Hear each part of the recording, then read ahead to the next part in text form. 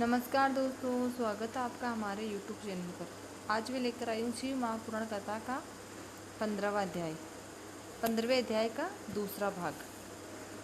अश्विनी मास में नंदा प्रतिपदा षष्ठी और एकादशी में उन्होंने भक्तिपूर्वक थोड़े भात और नमक चढ़ाकर भगवान शिव का पूजन किया और उन्हें नमस्कार करके उसी नियम के साथ उस मास को व्यतीत किया।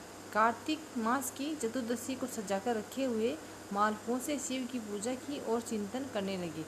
मार्गशीर्ष मास के कृष्ण पक्ष की अष्टमी तिथि को तिल और जौ और चावल से हर की पूजा करके ज्योतिर्मय दीप जलाकर अथवा आरती करके सती दिन बिताती थी। पौष मास की शुक्ल पक्ष की सप्तमी को रात भर जागरण करके प्रातः काल खिचड़ी का नैवेद्य लगावे शिव की पूजा करती थी।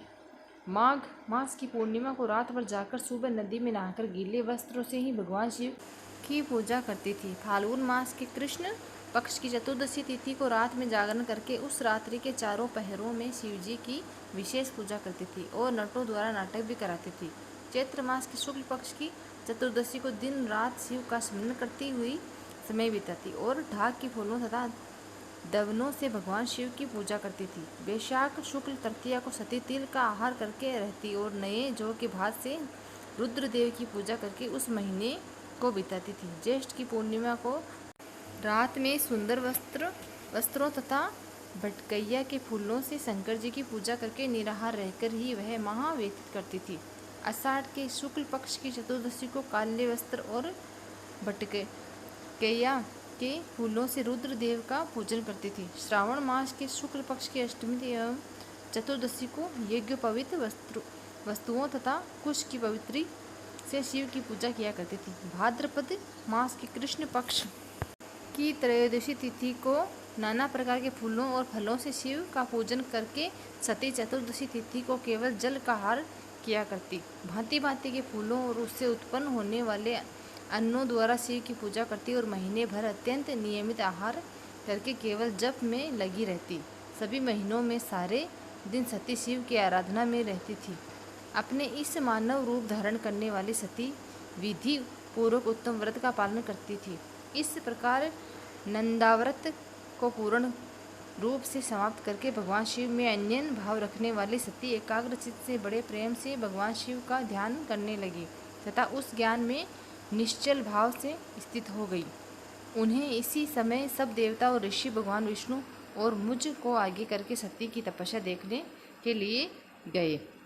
वहां आकर देवताओं ने देखा सती मूर्तिमयी दूसरी सिद्धि के समान जान पड़ती है। भगवान शिव के ध्यान में निमग्न हो उस समय सिद्धावस्था को पहुंच गई।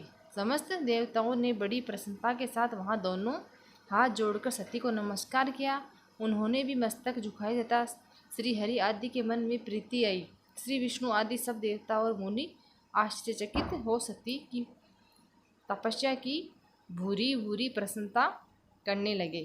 फिर देवी को प्रणाम करके भी देवता और मुनि तुरंत ही गिरि श्रेष्ठ कैलाश को गए, जो भगवान शिव को अति प्रिय है।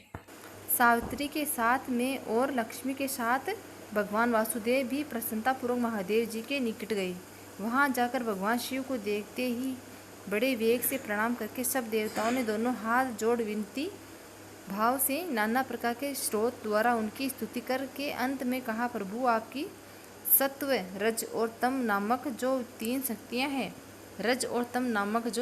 शक्तियां हैं उनके राग आदि वेग असाह है, वेदत्रीय अथवा लोकत्रीय आपका स्वरूप है।